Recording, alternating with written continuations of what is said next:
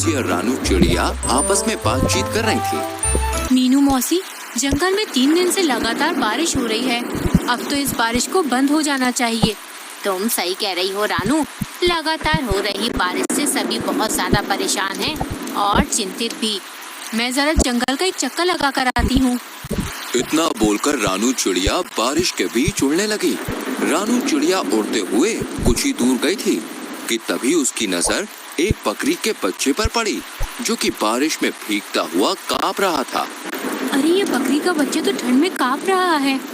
लगता है ये अपने घर का रास्ता भूल गया है।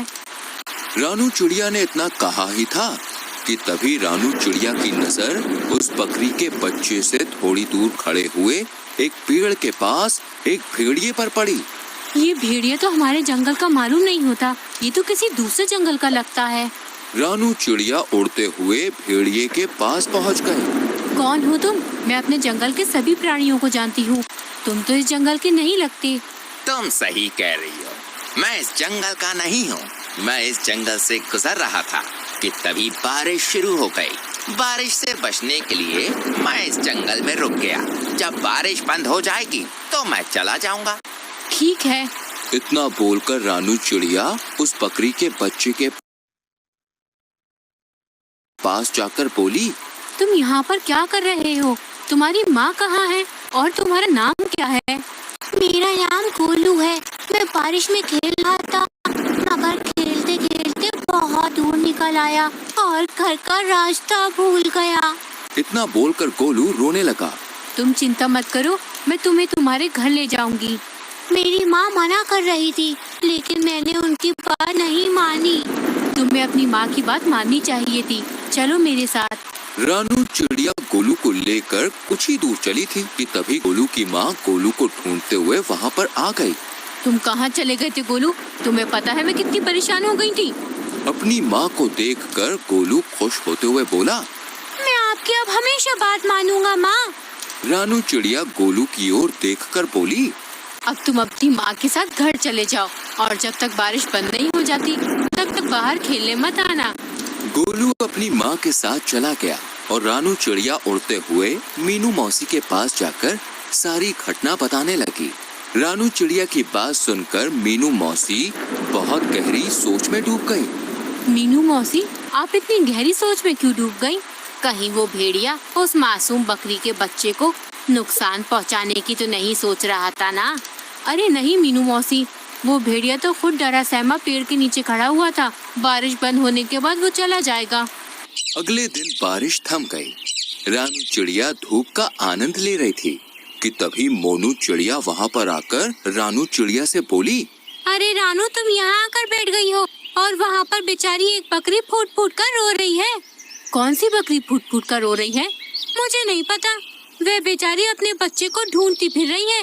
उसका कहना है कि उसका बच्चा कल रात से घर से लापता है। चलो मेरे साथ। रानू चिड़िया मोनू चिड़िया के साथ तुरंत वहाँ पर चली गई।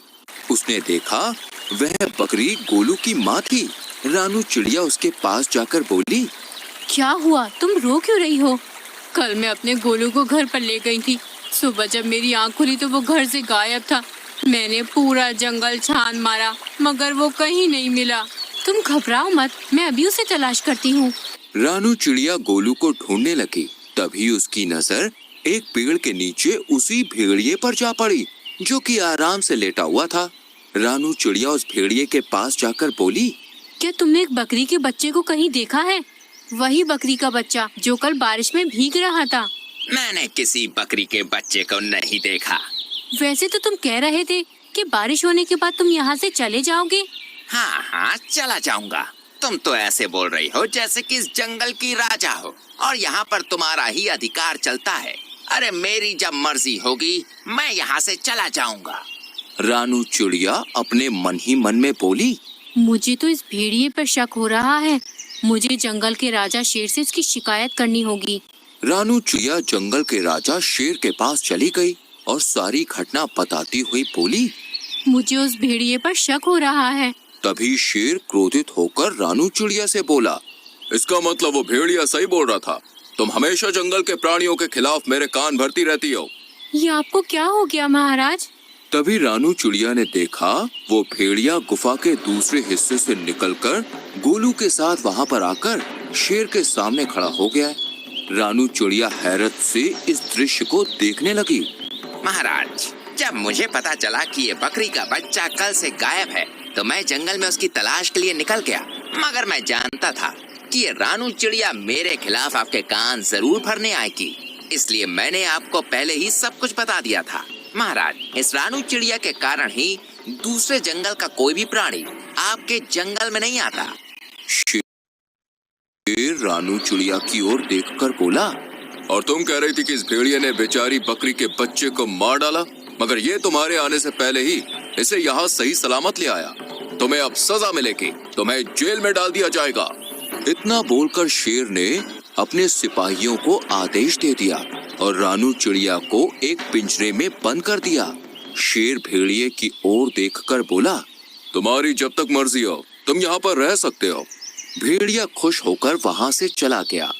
इधर मोनू चिड़िया इस सारे दृश्य को देख रही थी। वह तुरंत मीनू मौसी के पास पहुँच गई और सारी घटना बताते हुए बोली, कुछ कीजिए मीनू मौसी, जंगल के राजा शेर ने रानू चिड़िया को बंदी बना लिया है। मीनू मौसी गहरी सोच में डूबते हुए बोली, जब रानू चिड़िया ने मुझे बताया था कि वो भेड़िया एक पेड़ के नीचे खड़ा हुआ उस बकरी के बच्चे को देख रहा था, मुझे तभी कुछ न कुछ गड़बड़ लग रही थी। जो भी हो, लेकिन आप कुछ भी करके रानू चिड़िया को उस पिंजरे से बाहर निकालिए। चिंता मत करो मोनू, हम दोनों को अभी फिलहाल कुछ नहीं करना, हमें सिर्फ उस भेड़िए पर गहरी नजर रखनी होगी। पहले हमें पता चलना चाहिए कि उस भेड़िए के दिमाग में आखिर चल क्या रहा है, आखिर ये कौन सा मकसद लेकर इस जंगल में आया है। मीनू मौसी और मोनू चिड़िया उस दिन से उस भेड़िए पर नजर रखने लगी। वह भेड़िया दिन भर जंगल में घूमता और दूसरे जानवरों का मांस छीनकर खा लेता। जब भी कोई जानवर अपना मांस देने में आनाकानी करता तो वो धौंस दिखाते हुए खुद को जंगल के राजा शेर का दोस्त बताकर डरा देता उन्हें। एक दिन भेड़िया टहलते टहलते गोलू बकरी के घर के नजदीक चला गया। गोलू अपने घर के बाहर खेल रहा था। भेड़िया उसे अजीब सी नजरों से देखने लगा, मगर उसे नहीं पता था कि मीनू मौसी उस पर नजर रख रही है। मीनू मौसी तुरंत ही मोनू चिड़िया की ओर देखकर बोली, जाओ जल्दी से महाराज को बुला लाओ। लेकिन महाराज क्या मेरी बात सुनेंगे? तुम्हें कैसे भी करके महाराज को यहाँ पर लाना है। मुझे इस भेड़िए के इरादे सही नहीं लग रहे और महाराज का यहाँ आना बहुत जरूरी है। मीनू मौसी की बात सुनकर मोनू चिड़िया सीधे उड़ती हुई जंगल के राजा शेर के पास पहुँच गई। यहाँ पर क्यों आई हो मोनू? महाराज, आपको अभी और इसी वक्त मेरे साथ चलना होगा। मुझे अब चिड़ियों पर भरोसा नहीं रहा। सोच लीजिए महाराज, कहीं ऐसा ना हो कि आगे जाकर आपको अपने फैसले पर पछताना पड़े। लेकिन तुम मुझे कहाँ ले जाना चाहती हो?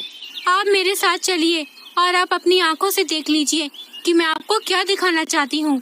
शेर राजा मोनू चिड़िया के साथ सीधा उस जगह पर चला गया। तभी मीनू मौसी शेर राजा के पास आकर बोली, महाराज, उस पेड़ के पीछे छुप जाइए और स्वयं अपनी आंखों से देख लीजिए। मीनू मौसी के कहने पर शेर राजा पेड़ के पीछे छुप गया। भेड़िया गोलू के करीब आकर उसे देखते हुए बोला, आज तुम्हारा मांस खाने का मन कर रहा है मुझे। ये क्या कह रहे हैं आप? पिछली बार जब मैं खो गया था तब आप ही मुझे महाराज के पास ले गए थे और मेरी माँ के पास छोड़कर आए थे। मूर्ख बकरी के बच्चे, वो तो मेरी सिर्फ एक चाल थी। मैं जानता था कि इस जंगल में रानू चिड़िया सबसे ज्यादा तेज दिमाग की है। मैंने उसे फंसाने की योजना बनाई थी। मैं कुछ समझा नहीं। जब तू सो रहा था ना, तब मैं चुपके से तुझे अपने मुंह में दबाकर जंगल के दूसरे हिस्से में छोड़ आया था और फिर खुद ही तुझे जगाकर महाराज के पास छोड़ आया। और जंगल के इस मूर्ख शेर ने रानू चिड़िया को ही दोषी मान लिया। लेकिन अब मुझे कोई खतरा नहीं।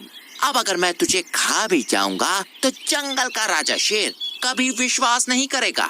तुझे खाने के बाद मैं जंगल में अपनी मनमानी शुरू कर दूंगा। इतना बोलकर भेड़िया गोलू बकरी के बच्चे के ऊपर हमला करने वाला था कि तभी शेर दहाड़ता हुआ वहाँ पर आ गया। शेर को दहाड़ता हुआ देखकर भेड़िया पूरी तरह से घबरा गया। अच्छा, तो ये थी तुम्हारी चाल? तुमने जंगल की सबसे ज्यादा समझदार और मेरी विश्वसनीय पक्षी को मेरे ही हाथों बंदी बनवा दिया। मैं तुम्हें जीवित नहीं छोड़ूंगा। इतना बोलकर शेर ने भेड़िए को उसी समय मार दिया और मीनू मौसी की ओर देखकर बोला, मुझे क्षमा कर दो मीनू मौसी, मुझसे गलती हो गई। कोई बात नहीं महाराज, वो भेड़िया बहुत ही ज्यादा चतुर था और उसने अपनी चतुराई का फायदा उठाकर आपकी आंखों में विश्वास की पट्टी बांध दी थी। शेर राजा ने रानू चिड़िया को आजाद कर दिया